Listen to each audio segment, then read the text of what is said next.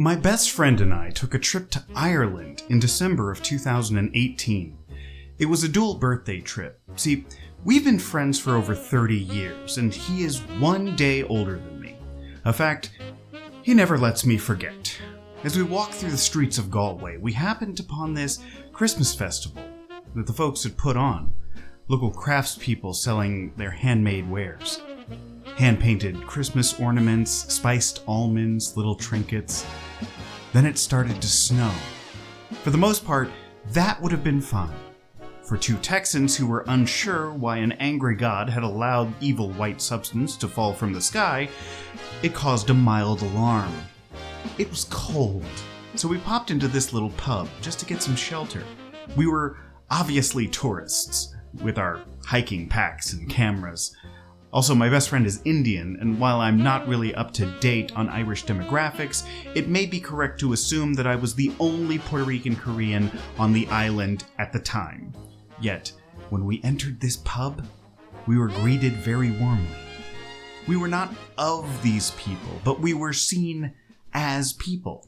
No one cared how much money I made, who my parents were, who I voted for, how or even if I prayed.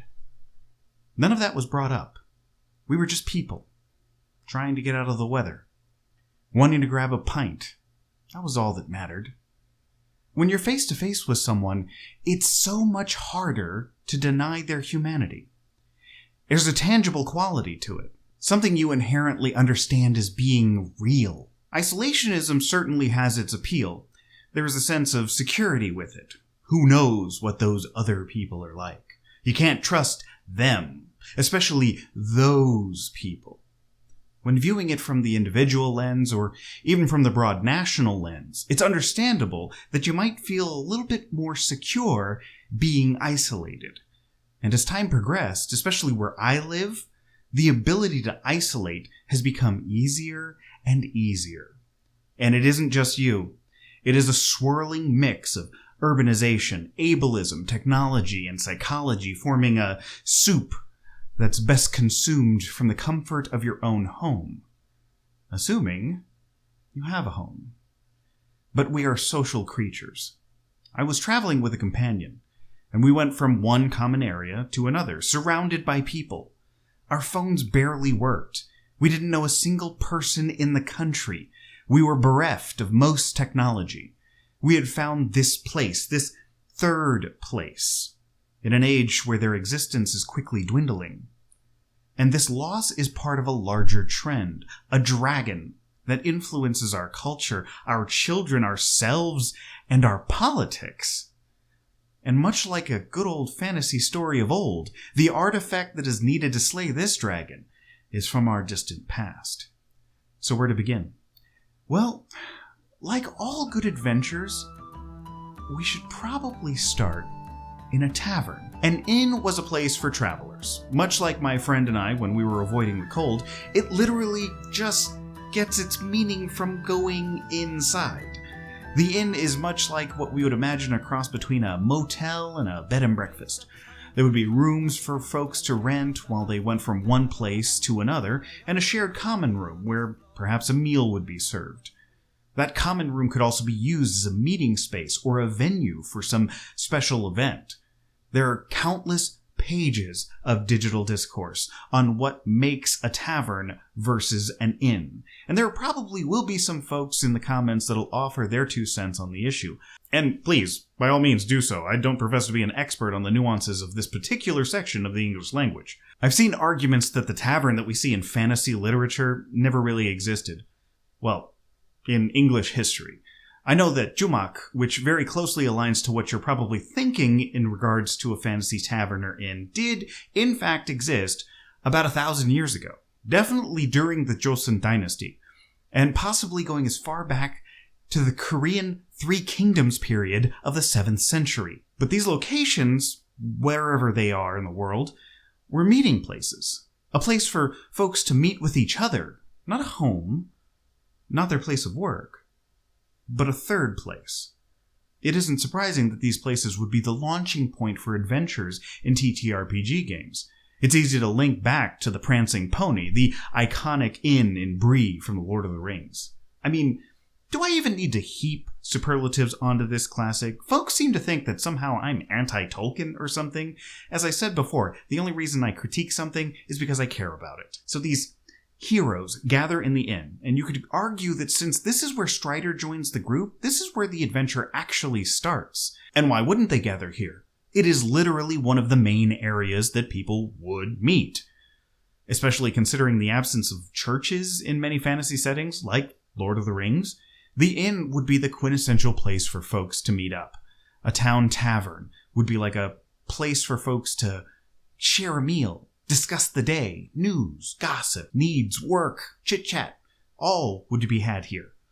And considering the nature of these places, everyone coming in from butcher to blacksmith, tanner to porter, farmer to merchant, all would be treated the same. For those with the coin, you could get a meal, a drink, a conversation. This space is something that Ray Oldenburg, author of the definitive work on the subject, The Great Good Place, would call crucial for the development of great civilizations.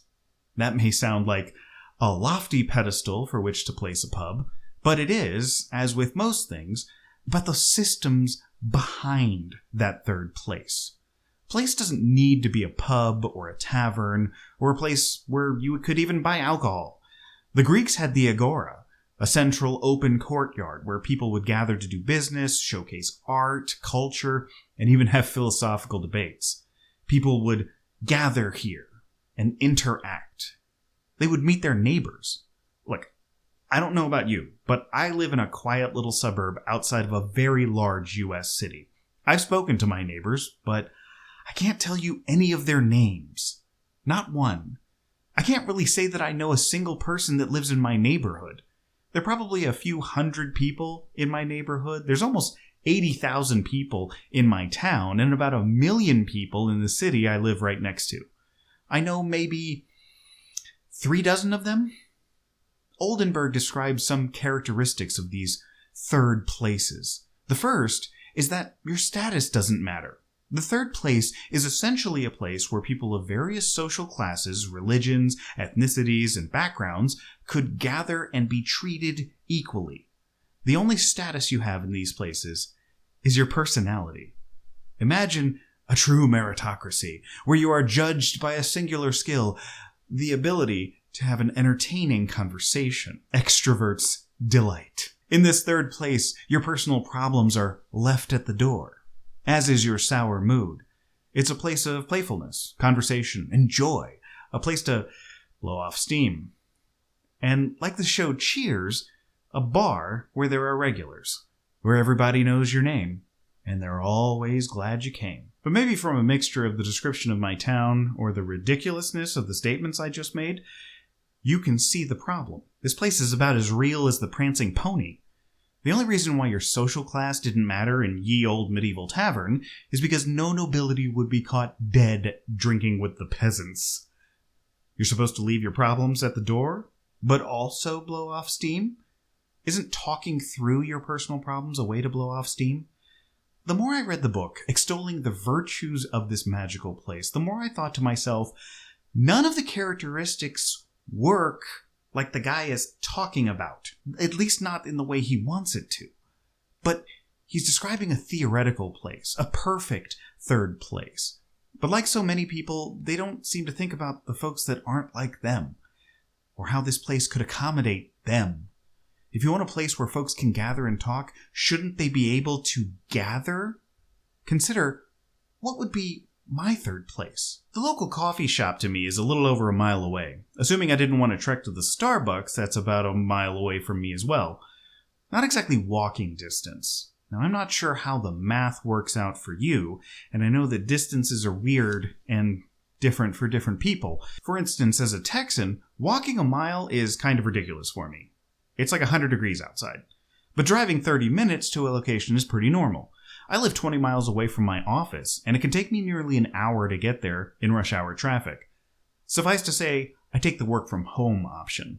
Either way, I still think walking over a mile, or 2 kilometers for my international viewers, is a bit of a long way for a cup of coffee. Or a beer. I'm not walking that far for a bar.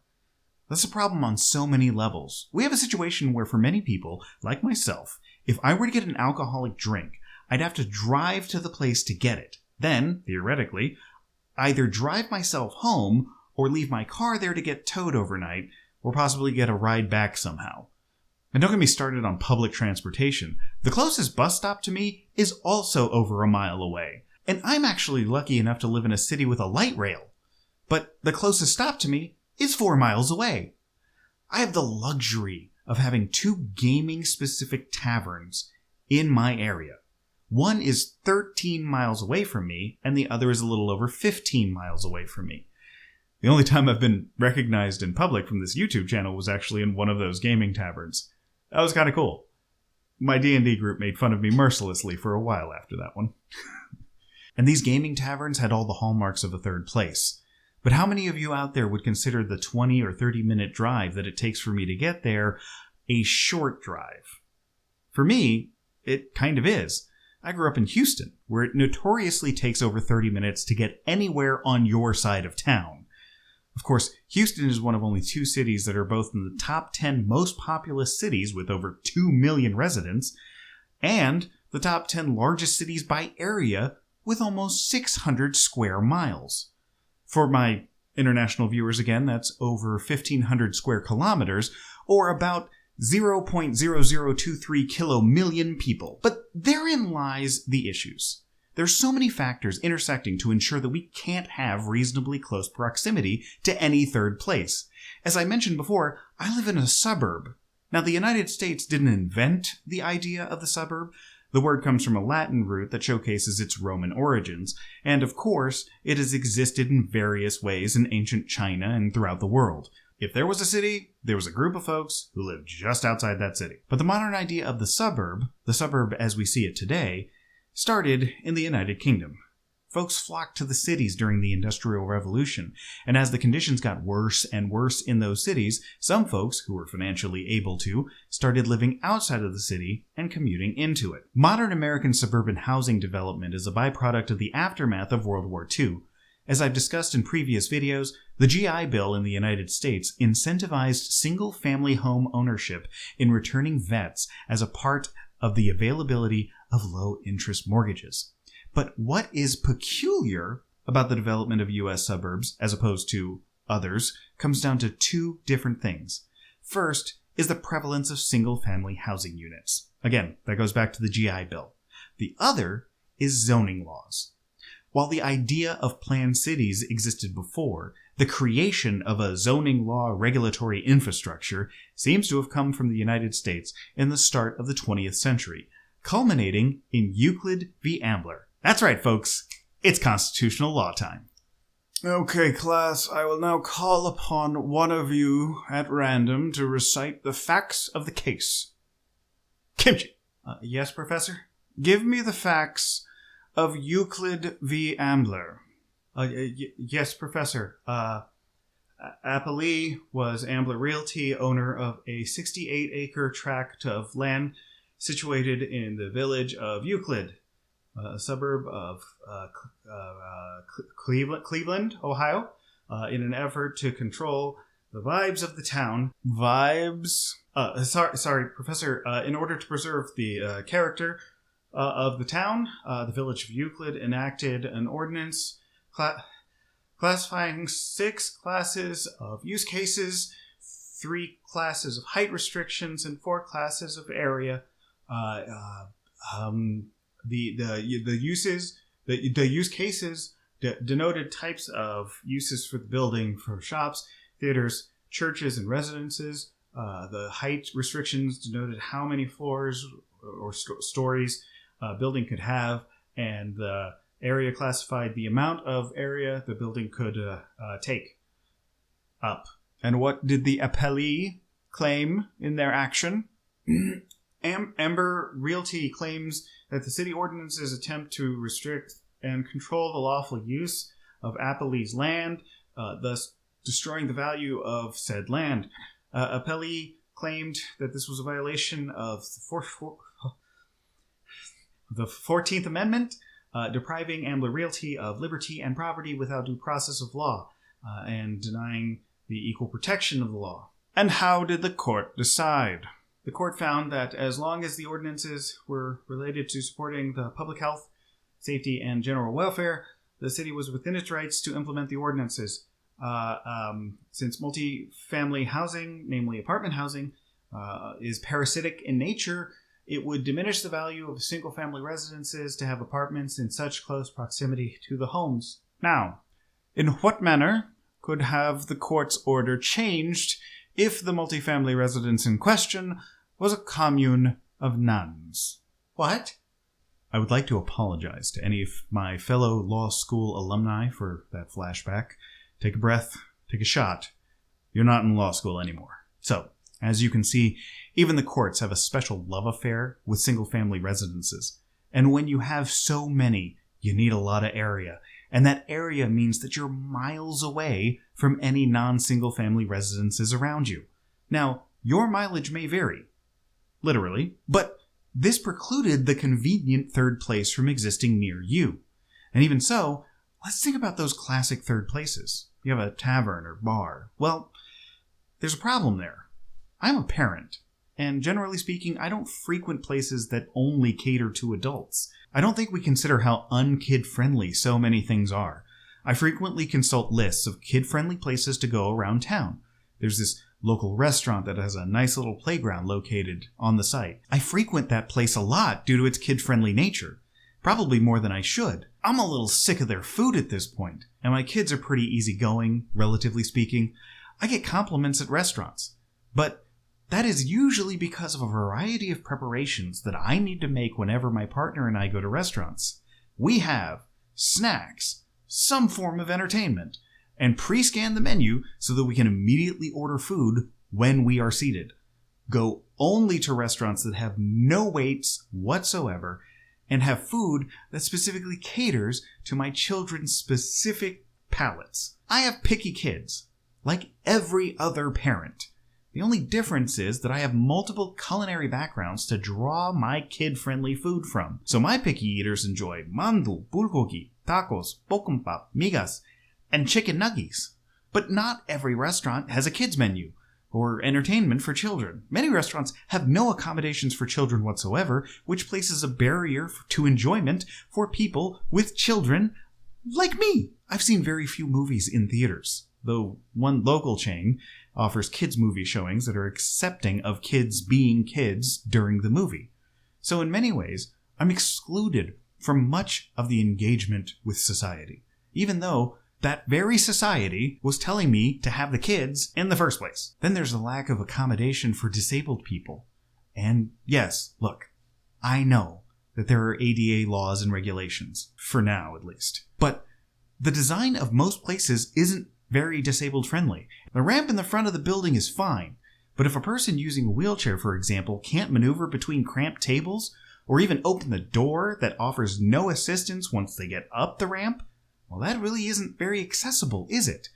And that's just one form of disability. I'm starting to see sensory rooms show up at larger venues like sports stadiums, which are very helpful for mine and many other families when it comes to going to an event like that, which can be very overstimulating. But that's not even discussing the immunocompromised, a group of people who acted like the canaries in the coal mine for how we should react to a pandemic. Seriously, folks, if you're having issues listening to the government, the CDC, doctors, at least try to listen to the folks whose very lives depend upon them handling themselves with care. So, the places, as they are, have multiple issues with the way that they exist. We cannot have them within reach, else we give up our zoning and the suburb cultures that is so rampant in the United States. You may or may not see that as something worth having. That's a valid and separate discussion to have. We also have an issue of accommodation for all people to actually be able to participate due to various physical inabilities to get into these actual spaces. ADA compliance is something, but it doesn't cover everyone, nor does it really promote the basic accommodations within even common disabilities. Then there's the obvious issue that none of this is a classless area. Income segregation would ensure that if there is a local watering hole, that only folks nearby would frequent it, since we tend to block ourselves into sections of cities based primarily on our income. The rich drink with the rich, and the poor drink with the poor. But humanity is an adaptable and social creature, so we find ways to make those connections, sometimes within other types of connections. So, in the United States, we are constantly being pushed to separate. That isn't necessarily true of other cultures, but here, when I was growing up, in those halcyon days of the 90s, when optimism and neon colors ruled, the idea was to leave the family, go to college, get married, buy a house, start my own little family. Guess what? I did that. But that isn't always the way people do things. I have family in Korea where 3 generations live in the same dwelling in Seoul. My father always said to me as a kid, when you turn 18, you can go to college, you can go to the army, or you can get out of the house. None of those options really involved me staying in the house for any extended time frame. I'm not saying that my parents would have not taken care of me if I hit hard times, but the expectation was that I strike out on my own and establish my own independence, plant my own flag, and declare my own fiefdom somewhere else. But this push, like much of American culture at the time, was a push for independence. Independence was seen as a virtue. Reliance on others was seen as a weakness. But humans are communal animals. And we are animals. We have animal habits, and many of our behaviors clearly align with other animal groups, especially, our relatives, the primates. But here's the thing. Our technology reflects the people who created it. Seems like a given, but some folks seem to forget that. They assume technology is like something that's discovered as opposed to invented. Like, everyone would eventually discover and exploit toilet paper, right? Maybe not. Different civilizations have different ways of cleaning your backside after defecation, and toilet paper didn't come to the West until very recently. I mean, the Chinese developed toilet paper right before they developed paper money, so, priorities. So, humans make computers. Modern computers, as we know them, came around about the 1930s. Possibly the first modern computer invented was by Konrad Zuse, a German scientist in 1941. Germany. 1941. Oh, hell. So by the end of the 1950s, computers had already become social technology. They spoke to each other, sharing data over a network. I remember being a kid in the 90s asking my mom if I could spend like 30 minutes on the internet because when I did, it would mean the house couldn't get any phone calls. All to play the Eternal City, an old text-based MMO that was free to play. Look, I also worked at a Blockbuster Video as my first job. I'm ancient. Well, during the late 90s and early 2000s, people were already doing research on the internet as a social phenomenon. We talk about people living online nowadays, but that really isn't a new thing. Folks were using this technology to gather socially for over 30 years. And it isn't really surprising why. Through these places, it appears that we can create the theoretical third place that Ray Oldenburg was talking about. Physical locations don't matter much in cyberspace. Even when I was starting out using my 14.4K modem, again, super old. Getting a website to load would be faster than driving to a hangout spot. It takes me 20 minutes to drive to the place where my D&D group meets to play. Loading a basic website wouldn't take that long, even on that modem. Maybe downloading a file, but that was an entirely different beast. And I really needed that They Might Be Giants MP3, okay? So when my family got cable internet in the early 2000s, the ability to message people on AOL Instant Messenger was earth-shattering to me. I was there when we messaged people ASL, the Wild West days of the internet, where people were just figuring out message boards and IRCs. Even as early as I got there, chat rooms were mostly just racism and... How should I put this for YouTube? Online casual dalliances of a text-based, carnal nature. But there were places to gather, people to meet. It wasn't all just those things. There were also other, more community-building places. These videos, your comments, they're creating a community. As I stated before in Zoe B's video, We have created a location surrounding a specific topic, the town square, where people are electronically sharing ideas. Some of those are not directed towards us. So when a person points those things out, it doesn't mean you, Zoe, made a mistake in forgetting these things. It is an individual who may be trying to provide the context to someone else. You all should be watching Zoe B. If you watch me and you don't know about Zoe, I'm not even sure if that's possible. At the time of writing, she has like 10 times the audience I do. Her videos are amazing. My channel creates a community. My Discord, which you can get access through by joining my Patreon, creates a community. I recently had a member of my Discord proclaim their appreciation of the community, where folks can say the phrase, the philosophical definition of sandwich, unironically. It's a thoughtful group of people from around the globe who are unified by liking my videos. And like any community, they create their own norms. As Dr. Jennifer Preece puts it, participation creates in time, culture, customs, and norms. Creation of a unique community culture serves to strengthen the community's boundaries and sense of belonging that users feel, as well as to create a definitive, inimitable cultural content that separates the specific community from other online interactions. I tend not to respond to comments on my videos, though I do read all of them, because I don't think the comments are directed towards me specifically. Sometimes people comment like I'm not a real person who's living his own life and just trying his best. They comment like I'm an idea of a person or some sort of media entity. But behind the screen names, everyone is equal.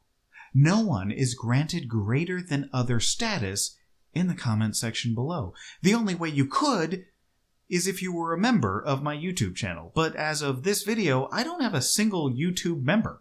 That isn't a call to action. If you do like the video, be sure to like, comment, subscribe, share it, and if you want to support the channel and join that aforementioned Discord, just head over to patreon.com and sign up. Everyone who joins the Patreon gets into the Discord regardless of your pledge amount. The community is built around one shared thing. The YouTuber creates the virtual agora. In the comments section, it is a category of people who have seen the video. In the Discord, it is a category of people who support the channel. YouTubers like me are just the coffee in the coffee shop. We may be the reason you showed up, but the real lore are the friends you made along the way. I can't believe I wrote that into this video. Am I a hack? Yes, I am. And there are other spaces as well, shared places where YouTubers discuss the trade of video production, writing, and doing quote reads for each other, collaborations and shoutouts. I've been in virtual spaces with YouTubers whose audience eclipse my own and whose audiences are smaller than mine. As the late Dr. Barry Wellman discussed in his work, this is the concept of the cyber place, an obvious portmanteau of cyberspace, and the third place. The Discord, or the YouTube channel, is a single digital location. We have always used the language of location to describe it. We refer to the page on the internet as the website. We call it cyberspace since William Gibson's 1982 story Burning Chrome. And I remember when we referred to the World Wide Web as the information superhighway. Travel and location terminology is used because that's how we view it. And unlike the bar or the cafe, it's far more accessible to everyone. I have kids, but I can easily visit a website. No one online cares if my kid's jumping around or climbing on things. I'm at no risk of getting a respiratory infection, though I am, I guess, susceptible to a computer virus. There is no need for an assisted entry or automatic doors. With modern technology, even other impairments and accommodations are made easy. Just remember to put your alt text on your photos, folks. It's easy. But that doesn't mean that the online spaces are devoid of all issues. Shannon Strucci wrote a foundational video on the concept of parasocial relationships with creators. I feel like that it should be required viewing, and I'll link it below. And the illusion of equality is shattered when one realizes that there is someone whose social capital is inherently larger than the rest of the community in a YouTube space, And that's the creator themselves. And I would be willfully obtuse not to recognize that even in creator-focused communities, there tends to be a large sub-count bias. Though sometimes it's a we all wish we made videos more like yours bias, even when the person has a lower sub-count. Because everyone acknowledges but ignores the fact that the algorithm is woefully unfair. Additionally, there's a phenomenon that occurs where anonymity breeds a vicious streak. It isn't a revelation to anyone who's been on the internet for, 10 minutes, but people are willing to say things that they never say to your face. Armies of avatars and screen names will say horrendous stuff, utilizing the online space and this vitriol as a steam valve, releasing the pressure, venting the anger they can't afford to release in their personal lives. And in many ways, the target is meaningless. The level of transgression that sparks their anger doesn't need to correlate in any way to the level of the response. It's not dissimilar to road rage. I know many folks don't come from driving cultures, but maybe you're fortunate to live in an area with good public transportation or something. I never have. And having lived mostly in spread out commuting megacities in Texas, I can share an example of times where people become enraged for minor traffic inconveniences. Someone cuts you off, and folks yell and scream. I once accidentally cut somebody off, and look, it was clearly my fault. I was driving home after a day at a shopping mall. I had misjudged a turn or something, and the truck on the road had to hit the brakes and honked at me. They didn't get too close, but it was closer than it should have been. I gave an awkward shrug and tried to wave a hand in apology. After a bit, I realized I was low on fuel, so I pulled into a gas station. This was about a mile or so away from when the incident took place. And as I turned in, this giant white truck squeals in from the parking lot into the station, and a man starts screaming at me. And then he starts walking towards me. And I think something clicked in the guy's brain. I could almost hear the voice in his head saying, "Hey, this is a person. They probably just made a mistake. We need to calm down." He finished one last insult, then slowly got back into his truck and drove away. And I don't think it was my poor driving that was the real problem here. I think he just needed a release. I'm generally calm in this types of situations. I don't react as much to people yelling or threats. As I've explained in other videos, I actually have thick skin. I wouldn't be doing this if I didn't. But for some, they can find safety in anonymity, like LGBT kids who can't come out for fear of abandonment from their parents or even violence. The cyberplace may be the only outlet to find people like them. For the kid in rural Texas who can't really come out due to intolerant parents or draconian laws, this may be their only space. But like I said, it's a double-edged sword, because the angry guy, whose crises are many and untouchable, unloading on you in a YouTube comment or Twitter thread may be their only release. As Oldenburg states, the way they burn off steam without a physical third place, without the luxury of a friend hearing their complaints in a bar over a drink. They find other awful ways to find that catharsis. I know it would be easy to discard these trolls as sad, angry people, but like with anything else, there are subtle systems in place. And being sad or angry aren't really reasons for anyone to be discarded or devalued. These are generally desperate people in desperate situations. Their rage usually has a root, and it may be better to find it and help that out. We're social creatures. We need each other. I sometimes feel like we're too quick to discard each other. Personally, I'm all for building community. I like having diverse voices and diverse viewpoints being able to have a discussion. And that's discussion, not debate. I feel like there's some that are missing that in online spaces. In a physical space, if this was a physical space, there's an inclination to be nice, because folks come to the bar and will come back to the bar or the agora or the town square. We would get to know, understand, and embrace people who have different views. And through conversation and shared experiences, we would grow and learn. I think about my best friend, the guy who was with me in the pub in Galway. When we were kids, yeah, we had some similar interests, but we were friends because we played together, got stuck together geographically. And when you're a kid, there aren't a ton of barriers to entry there. It probably boiled down to one of us asking if the other one wanted to pretend to be adventurers on a quest or something. He introduced me to punk music. I introduced him to They Might Be Giants. He was the first boy in our school to wear skinny jeans. I introduced him to Brazilian Jiu-Jitsu. And we talked politics, social issues. He was the guy who first questioned some of the homophobic stuff we said as kids. I hear a lot about how folks won't hang out with other people for different political beliefs. And look, I get it. Okay? There's some folks out there that I would have a very hard time hanging out with. And I'm not saying you have the responsibility to hang out with people who hate you, but I probably wouldn't have become the person you see on screen without so many people being there through the years. I made a comment on a video a while back where there's this old phrase. If you sit at a table with 10 people and one Nazi, you're sitting at a table with 11 Nazis. And I still think that rings true in the context of which it was said. But someone commented about Daryl Davis, accused me of calling him a Nazi. Of course, that's not the intent of what I said, or the old axiom, but the guy was clumsily making a point about reaching out to other people. In case you don't know, Daryl Davis was a black man who befriended members of the KKK. I remember hearing about this guy like 20 years ago, and even then he had been doing it for almost 2 decades. Once he sat down with these guys, they started to realize their misguided and misplaced hatred was wrong. Over 200 Klansmen left the organization because of Daryl's work.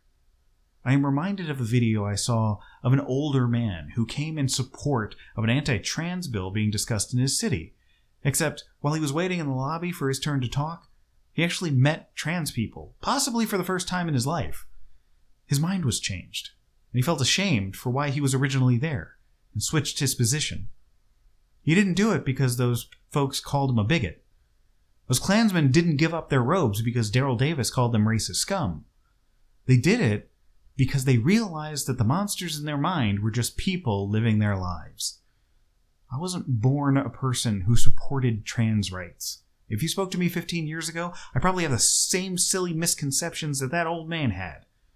But then I became friends with some folks who happened to be trans, and it was eye-opening. I still have trans friends to this day, and I see them all the time. They work in the places I hang out. We share those third places. That's where I learned. And yeah, it's annoying when I have to explain to somebody why it's a bit insensitive to say this comment or that comment because of my background as a mixed-race individual. It's not fair, but I think the benefits outweigh the costs, and the juice is worth the squeeze. I am so grateful at the lack of my online presence at a younger age. Many of the ridiculous and ignorant things that I said and thought in my younger days are not etched in digital stone. I probably wouldn't be accepted into so many virtual third places if they were. But the people in those physical third places, people like my friends, the ones I went to grade school with and grew up together, the people in the theater clubs that I joined in college, the people in my law school classes, the folks that I met while protesting, the folks that I met while I was working in politics and lobbying, the folks that I met when I was working in the government. Even now, the things that I learned from folks that I meet on YouTube and in creator communities, or even the folks in my own Discord. We're all learning, we're all sharing, and we're all growing. The mystery of why my best friend and I are so similar after all these years isn't some supernatural coincidence. We're so similar because we've been friends for 30 years. Friendship, and more broadly, communities develop culture-like patterns. So with virtual online spaces, this cyber place, we can develop a community, not through fear or intimidation or shunning, but rather from shared experiences and inclusiveness, and from a lot of patience. Because I would not be who I am today without the patience of those around me. There's some lingering attitudes from my religious childhood. I know it's not a positive experience for everybody, but I was raised with a lot of forgiveness and compassion. So I like to see that in my third places. I like to think that we all need to find our own third place where we can. And there isn't a perfect way to do that. I understand physical location is difficult. Online cyberplace has its own perils. Maybe some of us could use more of one than the other, or maybe a little bit of both. Maybe some of us need a different option. Communities and community building is part of being human. Coming together over shared joys, ideals, and struggles is something we've done since before language or mathematics. It's something that I'm happy to do here. That's why I love reading the comments in the comment section. Even when the folks are being critical of me. I leave up most of them. I only try to remove the ones that are overtly bigoted. I was going to say hateful, but I mean, if you hate on me, that's different. If you hate me because of my color, that's a completely different thing. Plus, hey, your comments feed the algorithm. But while communicating and building communities in this way is something that I feel is inherently human, I think we must be vigilant to see each other as humans. I'm not a media machine, or a robot, or some idea of a person. I'm just a person. I am frail. I have many faults, and I'm just another member of the herd, out here doing my best. And if that's you, if you can come to me with an open mind and an understanding heart, well, welcome to the community. And thanks for watching.